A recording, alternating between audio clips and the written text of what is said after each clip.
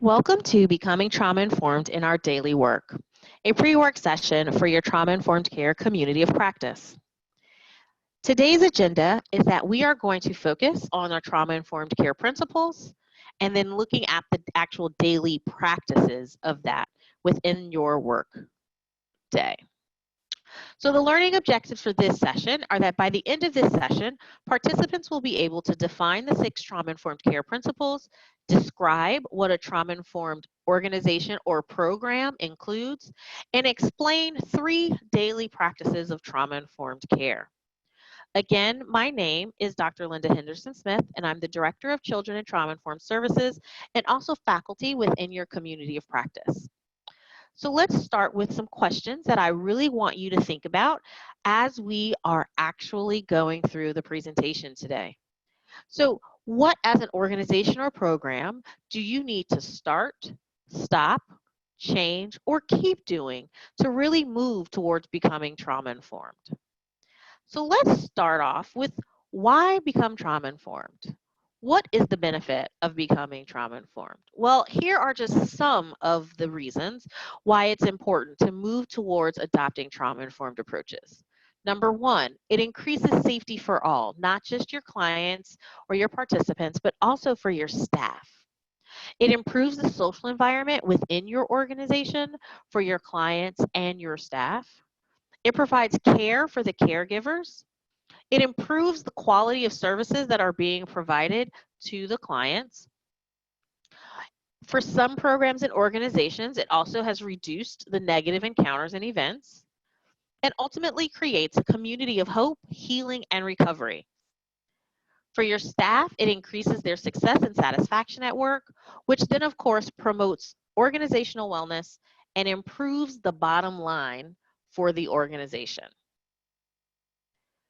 So, according to the Substance Abuse and Mental Health Services Administration, also known as SAMHSA, what they know and understand is that mental health is a part of a person's wellness and trauma impacts their mental health. And that in order for people to recover from trauma, mental health issues, or substance use issues, you actually need to be addressing all domains of wellness. If someone is financially unstable, it's going to be hard for them to focus on their health. If they have no social connections or support system, it's going to be hard for them to be emotionally well. All of these dimensions of wellness are interconnected and need to be addressed when working with an individual within a trauma-informed space. So in addressing the 8 dimensions of wellness, one of the things that all programs and organizations must ensure is that all actions and decision-making are made through the trauma-informed care principles, which according to SAMHSA are safety, trustworthiness and transparency, collaboration and mutuality, empowerment, voice and choice, and addressing cultural, gender, and historical issues. Part of being trauma-informed is to really truly make sure that all practices, processes, procedures with both clients and staff are looked at through those lenses. So let's start with, what does safety mean? According to Maslow, in order for someone to become their best self, they of course at the foundation for human survival have to have their physiological needs met: air, water, food, clothing, and shelter. But above that, what they need is safety and security. They need a safety net to feel healthy and to have personal and financial security. So because of that, it's important to understand that it's not just meant for us to have a physically safe space. Sandra Bloom says a physically safe environment, although necessary, was not sufficient. So there had to be other kinds of safety, which have been termed psychological safety, social safety, and moral safety. According to SAMHSA, safety means that throughout the organization, the staff and the people they serve feel physically and psychologically safe. The physical setting is safe and interpersonal interactions promote a sense of safety. So let's talk about physical safety first. Next slide, please. Physical safety is the easiest aspect of a safety culture to describe, largely because it relies on tangible and concrete factors that can be easily evaluated and measured. Physical safety is usually what people think of when describing the sense of being safe, since without it, other forms of safety are difficult to achieve. Feeling physically safe requires an environment that is free of threats to our physical well-being, such as an environment that's free from self-destructive behavior, physical or sexual attacks on others, dangerous risk-taking behaviors, and it encourages supportive and caring relationships, non-coercive forms of persuasion, healthy, safe relational behaviors, and good health practices. People who have been physically violated often present to us with defensive aggression. And so it's important for us to understand that if we have an actual physically safe location where people feel welcome and people feel safe, that they can actually begin to overcome some of those things. So questions or points to consider when thinking about safety is, how can you tell if a person feels safe? Is your program familiar, accessible, welcoming, and accommodating to the needs of the people that it serves? Are meetings held in familiar places where clients are comfortable? Do staff allow for breaks and self-care if things get uncomfortable? All of these things are important as it relates to the physically safe locations. Now, psychological safety, next slide, is a shared belief that it is safe for interpersonal risk-taking. It can be defined as being able to show oneself without fear of negative consequences of self-image, status, or career. In psychologically safe situations, people feel accepted and respected. A significant antecedent of psychological safety is trust, which plays an important role in knowledge sharing as well as mediating role partiality and creating teams. Mindfulness is also different from psychological safety in that mindfulness is about being aware of one's surroundings, but psychological safety is focused on being respected. Psychological safety benefits organizations and teams, including client-clinician teams, in many different ways. The following are the most widely empirically supported consequences of a team being psychologically safe. It improves their likelihood that an attempted process innovation will be successful. It increases amount members learn from mistakes. It boosts engagement and improves innovation. The common threats to psychological safety are things like sarcasm, lecturing, putting people down, having outbursts, publicly humiliating people, a negative tone of voice or body language, inconsistency, unfairness, rigidity, favoritism, endless rules and regulations, blaming and shaming. So what we want is an environment that is void of those things. Next slide, please. Workplaces, organizations, and programs, by their very nature, are social environments, and social safety describes the sense of feeling safe with other people.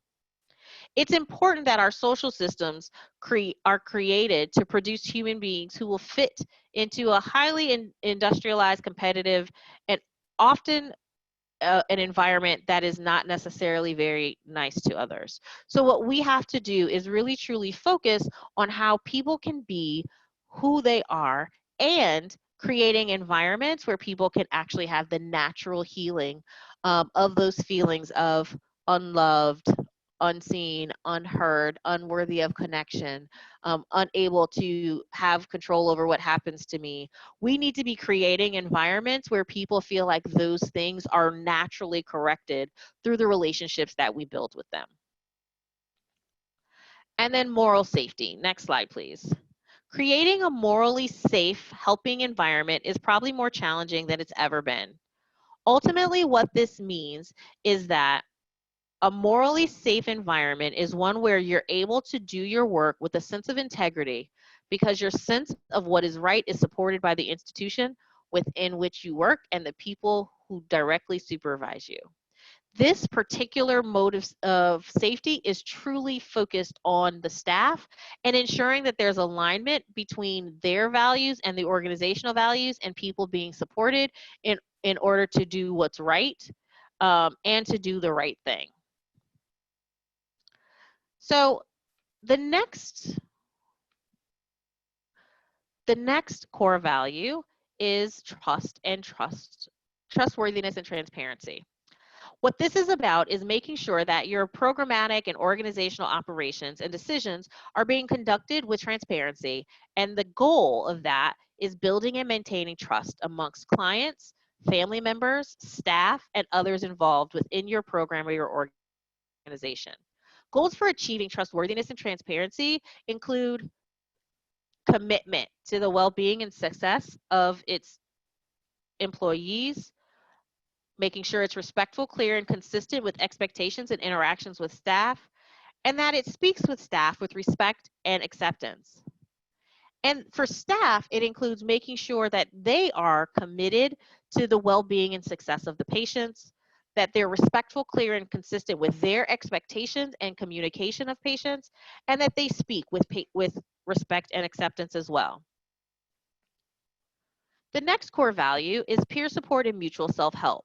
And these two things are key vehicles for establishing safety, hope, building trust, enhancing collaboration, and utilizing client stories and lived experience to promote health, healing, recovery, and resilience. These are integral to the organizational and programmatic and service delivery approach and are understood as a key vehicle, as I stated. Questions to consider as it relates to peer support and mutual self-help include, how do you create and promote ongoing natural supports for your clients? Because we know that research shows that the concept of peer support could also be applied to staff, right, for reduction in secondary traumatic stress. So do we also encourage or allow for peer support in our workforce? All of these things are super important as we are looking at our practices, processes, procedures, and interactions on a daily basis. Next slide, please. In collaboration and mutuality, which is the fourth of the 6 principles, what we're talking about is a true partnering and leveling of power differences between staff and clients and among programmatic and organizational staff, from direct care staff to administrators. That there's recognition that healing happens in relationships and in the meaningful sharing of power and decision making. The program or organization recognizes that everyone has a role to play in a trauma-informed approach. And as one expert stated, one does not have to be a therapist to be therapeutic. The agency treats clients as partners, sharing decision-making and information to the extent possible, and really having clients and staff engaged in policy-making and governance bodies and activities. So questions that you might consider are there opportunities and support for clients to plan and fully participate in services and in community and policy decisions that impact their lives? Is the client's preference given substantial weight in goal setting? Do you communicate respect and honor for experiences and clients as experts or their own experience? To what extent do the agency or program or organization's activities and settings maximize collaboration and sharing of power between staff and clients and staff and leadership? What we know, next slide please, is that leveling power differential leads to increased engagement and fulfillment, that leads to healthier relationships, that leads to trauma-informed care, that ultimately leads to the quadruple aim, right? Better population health, better patient experience of care, lower costs, and happier staff. So it's important to understand that collaboration and mutuality are key as you're moving forward towards becoming a trauma-informed organization. Next slide. Empowerment, voice, and choice, the 5th principle, really is talking about that throughout the program or organization and among the clients served, that individual strengths and experiences are recognized and built upon. That the program or organization fosters a belief in the primacy of the people served, in resilience, and in the ability of individuals, organizations, and communities to heal and promote recovery from trauma. That the program or organization understands that the experience of trauma may be a unifying aspect in the lives of those who run the organization, who provide the services, and or who come to the program or organization for assistance and support. As such, operations, workforce development, and services are organized to foster empowerment for staff and clients alike. Questions to consider with this principle are clients given a choice to decide on when, where, and by whom a service is provided? Day of the week, office versus home, gender of provider, approach of provider? Does your program or organization honor strengths and offer opportunities to learn and master skills for clients and for staff? Do you communicate optimism about the client reaching their goals? And are opportunities available to accomplish tasks? These are just a few things that really assist in making sure that empowerment, voice, and choice are key in your processes, practices, and interactions. The last principle is cultural, historical, and gender issues. This means that the program or organization actively moves past cultural stereotypes and biases and offers responsive services, leverages the healing value of traditional connections, and incorporates policies, protocols, and processes that are responsive to the racial, ethnic, and cultural needs of individuals served and serving, and recognizes and addresses historical trauma. The program or organization treats all clients fairly and respectfully and employs culturally humble or competent staff and interventions. So questions to consider here are, to what extent are policies, procedures, staff, services, and treatment sensitive to client cultures, traditions, and beliefs?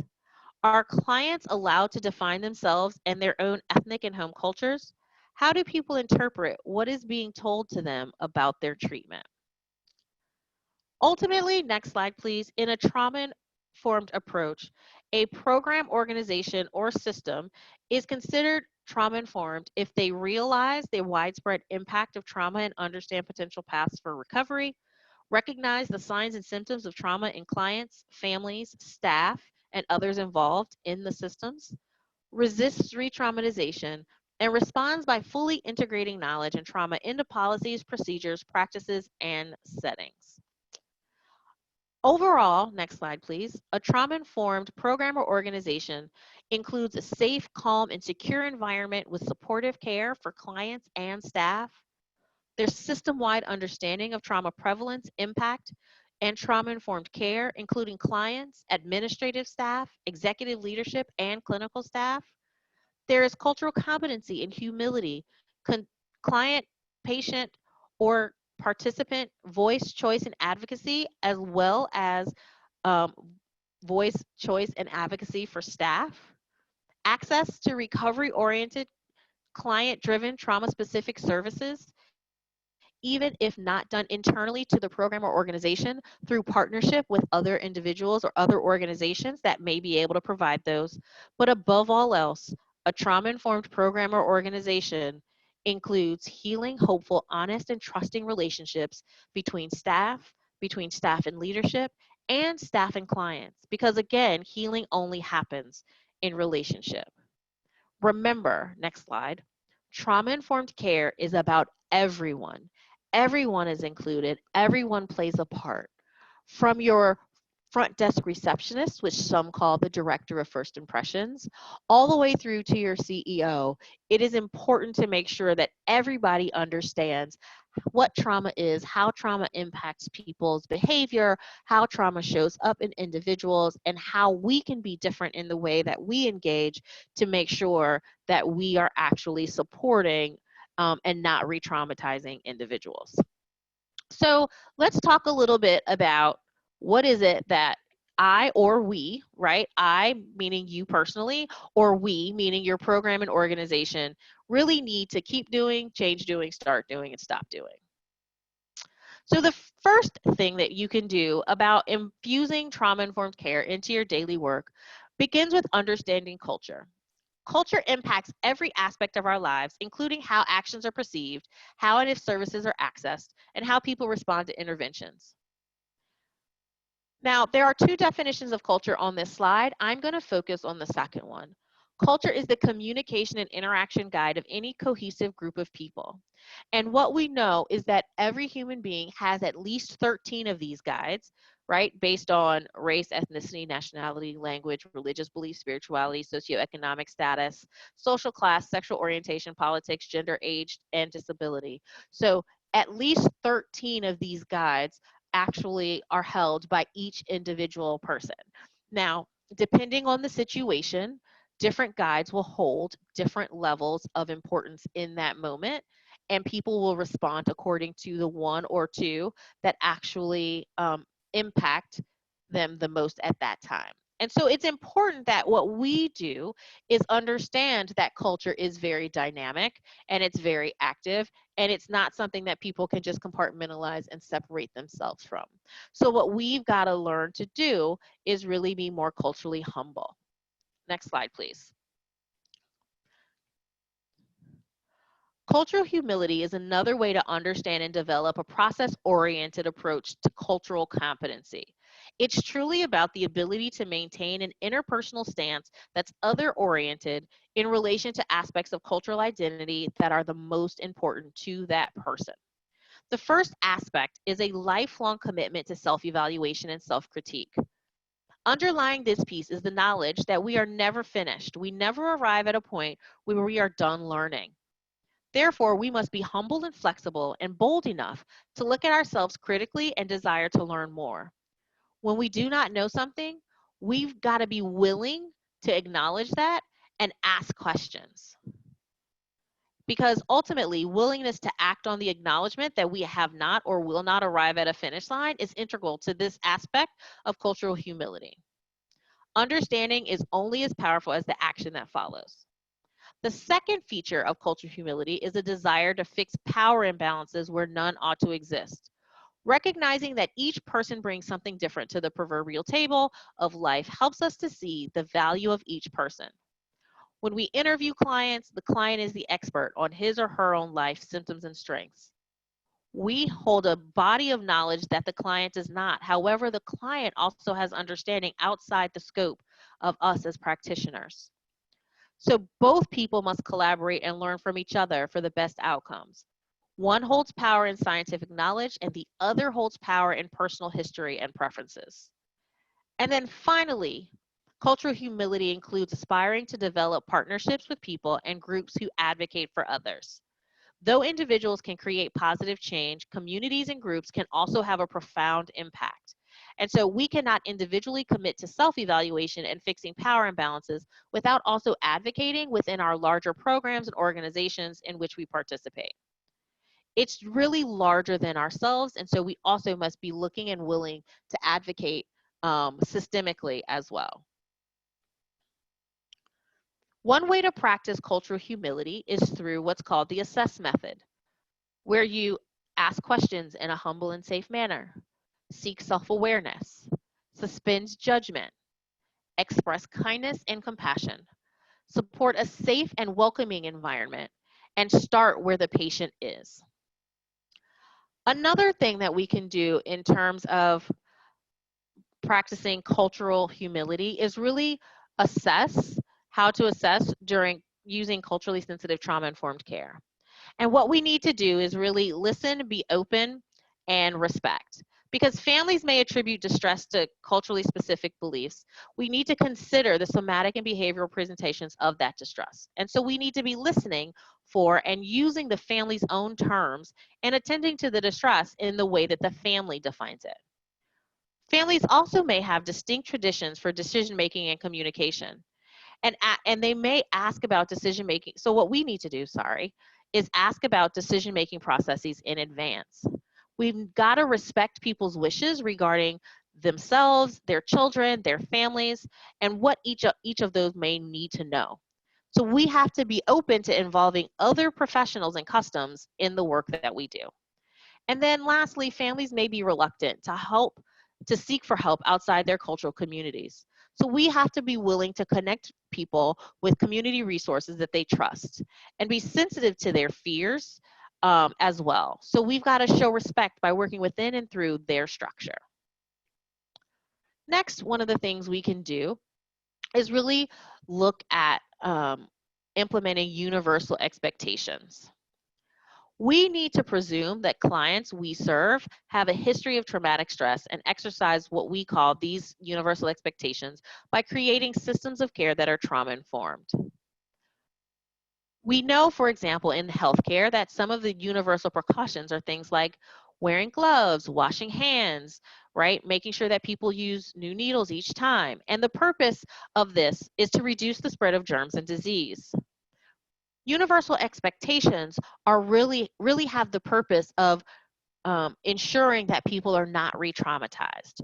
So there are things that we know when we're working directly with the client, but we don't necessarily implement just on a universal basis with anybody and everybody that we come into contact with within the organization.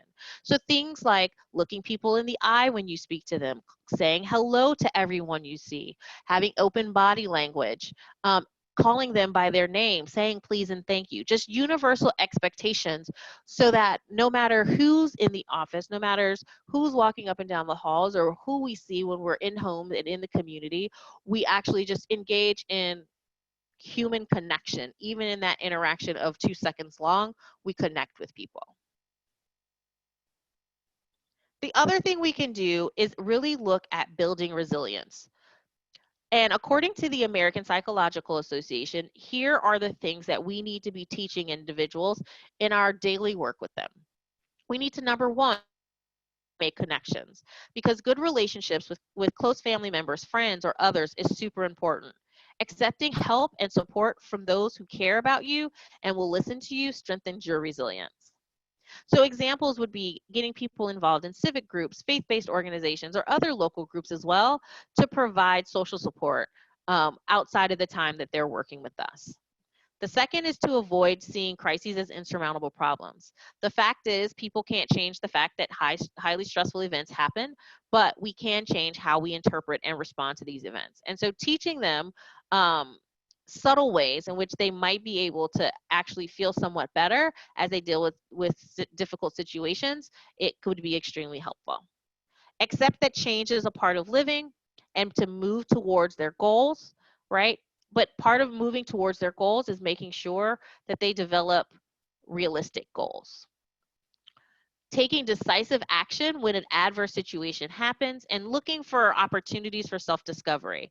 People often learn something about themselves and may find that they have grown in some respect as a result of their struggle with loss or their trauma. And so making sure that they have that time to do that self-discovery and helping them do some of that reflection is going to be helpful in teaching them resilience. Nurturing a positive view of themselves, which we're going to talk about momentarily, keeping things in perspective and maintaining a helpful and hopeful outlook are also parts of resilience that are necessary. But I think the most important one that we can really truly teach people that we work with on a regular basis is how to take care of themselves. Paying attention to their own needs and feelings, engaging in activities that they enjoy and find relaxing, exercising regularly, taking care of their mind and their body to deal with situations, that is all a part of building their resilience. The other thing we can do is really work with them on a regular basis to look at how they can build their protective factors, right? So they need to be looking at their environment, having a reliable social system, having access to safe and stable housing, making sure that they're focused on their exercise, their eating, their good self-care, as I just stated, but one that is often not highlighted that we should definitely be doing in our regular work with individuals is practicing good boundaries, right? According to Brene Brown, boundaries are what you will and won't accept. And oftentimes we set boundaries for ourselves or our clients set boundaries for themselves and they don't necessarily maintain them. So figuring out how to set and keep good boundaries is going to be something that we can do in our daily work with clients. The next thing that is important that we can do is understand that language matters. What we know is that vocabulary and language reinforces feelings and beliefs and helps guide people's behavior. So the more that people can speak positively, and then the more their behavior will become positive. Right? We know that a compliment has a half-life of about 20 minutes, whereas something negative can really last for like 20 years. And so how do we use tools like the 3 statements of resilience, next slide please, from Edith Grotberg, where we can really truly have them identifying their I haves, which is a recognition of what's available externally to them, the I ams, right, a recognition of their internal value, and the I cans, which is a recognition of their mastery and sense of the future, their skills. And so how do we, every time we see them, ask them for an I have, I am, and I can, and really get them thinking about all the positive things and the strengths that they actually do have and that they do bring to the table to really help them get where they want to get in their goals. The other thing we can do in our daily work is really work to build relationships. Dr. Pat Deegan says we got to keep the human in human services. And we do that, right, by honoring their voice and their choice, by partnering with people and not doing for or to people, and requesting feedback, doing something with the feedback that is provided, and then ensuring comfort, making sure that people know that we're there, that we're consistent, that we're going to be there and do what we said we're going to do, is very comforting to individuals who have experienced high levels of trauma. Additionally, we can teach trauma-informed parenting, right? We can look at how parents can identify their own trauma triggers and those of their children, be emotionally and physically available, avoid physical punishment, and listen actively to their children, not to respond, right, but to actually listen to understand what they're saying. Teaching parents how to help their children to relax, teaching them to be patient, consistent, and predictable. But again, teaching parents how to take care of themselves. If they build their resilience, they will then be able to provide and teach the resilience to their children. This one is my favorite one. It's what we can do every day. Next slide. In our daily work is talk less and listen more. We've got to learn how to actively listen and not necessarily just listen so that we can respond and get people out of our office, but really truly listen to the stories, listen to what they are actually saying, and be attentive and responsive to what they're saying. And so we can do that through what's called active listening, right? And active listening, next slide, is a skill that's developed over time and improved with practice. It includes listening with all of our senses and being fully present in the moment, and conveys to the other person that you're actually invested in the relationship with them. And so there's a couple of steps to that. The first part is actually reflective listening, which is where you're listening to understand, you're paraphrasing what you heard, and you're verifying what you think you heard. That looks a little like this. So what I hear you saying is that correct? And if yes, is there anything you'd like to add? And if no, well, what did I miss? And continue to process just like that until the speaker has nothing else to add. Now, the second step in active listening is to actually actively listen and respond to what you heard, not necessarily sharing your opinion if it wasn't asked for, not answering questions that weren't asked, but really truly only responding to what you heard the speaker say. The next thing we can do in our daily work is really focus on understanding the mind and body connection. Our mind often calms by doing something physically within the body to ground us and let us know that we're not in imminent danger. Examples of understanding this are things like music, dancing, exercise, petting a pet, drumming, playing on a pogo stick, reading, crocheting, rocking in a rocking chair. All of these things can be used with individuals who've experienced trauma or are in the middle of the human stress response. And it's one of those things where we can implement it in our sessions with our clients. If we know that what we're going to talk about is stressful, we can have them sit in a rocking chair while they're talking to us, or we can have the meeting while we're walking. We can really try to figure out ways to make sure that the mind and the body are connected and moving to keep calm. Another thing we can do every day is really implement grounding exercises with individuals. Here's just a list of some of them, but The one I really want to kind of highlight is the 5, 4, 3, 2, 1 game. And when we see someone is getting anxious or worried or starting to go into their fight, flight, or freeze response, when they are at the alarm state, not at the fear or terror state, what we can do is implement this. And what we ask them is to name 5 things you can see in the room, 4 things you can feel, 3 things you can hear right now, 2 things you can smell right now, and 1 good thing about yourself.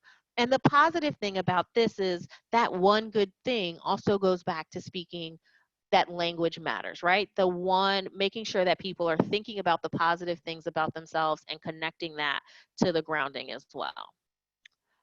Another thing we can do is really implement what's called the 6 principles of interaction.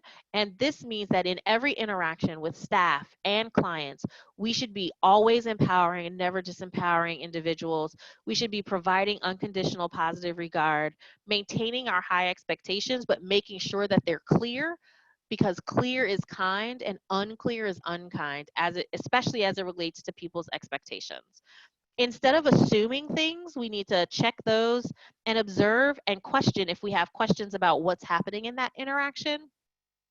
Always be a relationship coach and provide guided opportunities for helpful participation. The more we can do that with our clients, the more we can do that with our staff, they begin to feel as if they are supported. They begin to feel that they are actually able to take care of themselves and begin to feel both psychologically and socially safe with you. Another thing that we can do daily is really focus on taking care of ourselves. So just like it's important to teach our clients or the parents or the children that we work with to actually take care of themselves, it's also very important for us to take care of ourselves. If we're not sleeping, if we're not eating, if we're not exercising, if we're not taking the time to build relationships and build connections with people outside of the work that we do, if we're not spending quality time, doing hobbies that we like and enjoying our life, it will tend to burn us out. And so we be very cautious and intentional about making sure that we are practicing what we preach and we are refilling our tank before we are actually giving to everyone else. Again, we ourselves can set boundaries for ourselves, right? What in the Compassion Resilience Toolkit, what it says is that without boundaries, you will act, sleep, work, groan, feel used, and fulfill basic responsibilities rather than make choices to live and love fully, to work hard and nobly, to fulfill your purpose, and to contribute passionately to your world.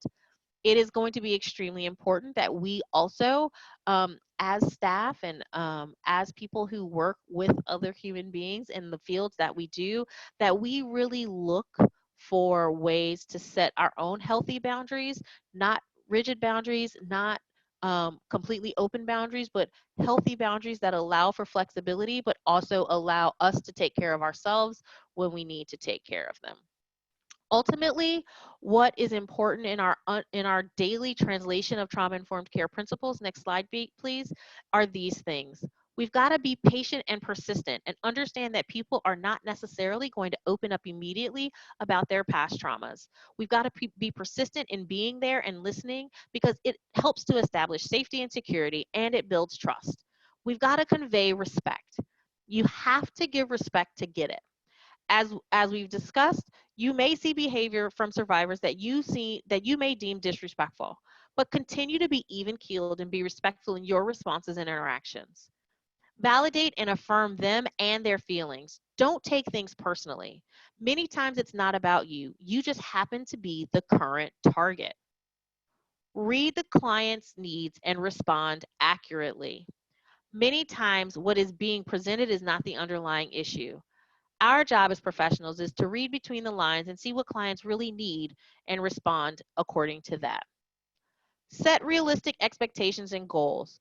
Do not push clients harder or staff harder than you should, but also be realistic in your discussions regarding their goals.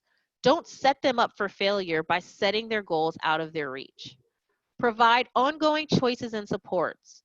Remember, this is their life and their journey. Make sure that they are driving the bus by choosing what services and supports they receive, who they receive them from, and when they receive them. Provide ongoing choices with information regarding the consequences of each choice. You may not like their choices or think their choices are for the best, but remember, it is their life journey to choose. Know your role. You are there to help and guide them, not to do things for them. Know the limits of the role you play and stay in it. Follow through with what you say you will do. In order to build trust and safety, you have to be a person of your word. Follow through with what you say you're going to do, and if something happens that you're unable to do something, be transparent enough to admit it. It's okay for you to be human as well. And then lastly, provide consistency and minimize surprises. There's nothing worse than surprises to make a survivor feel unsafe and less secure again. Surprises may trigger the human stress response, therefore re-traumatizing our clients and our staff. So we need to minimize those to the best of our ability. Again, just understand, compassion becomes real when we actually recognize our shared humanity. I said this before, and I will continue to say this. We are all part of the problem, and we can therefore all be a part of the solution. So the key takeaways for today are part of being trauma informed is viewing all of our policies, procedures, and interactions through the lenses of the trauma informed care principles: safety, trustworthiness and transparency, collaboration and mutuality, peer support, empowerment, voice and choice, and cultural, historical, and gender related issues. The second is that there are small changes that can be made in our everyday work that can have huge impacts on individuals that have experienced trauma. So again, from this training, I hope you take away these questions, and the core implementation team, think about what is it that you all need to start doing, stop doing, change doing, and keep doing in order to move forward towards becoming trauma informed. Again, there's a resource slide with similar resources from the first webinar, and I thank you for participating. Have a great day.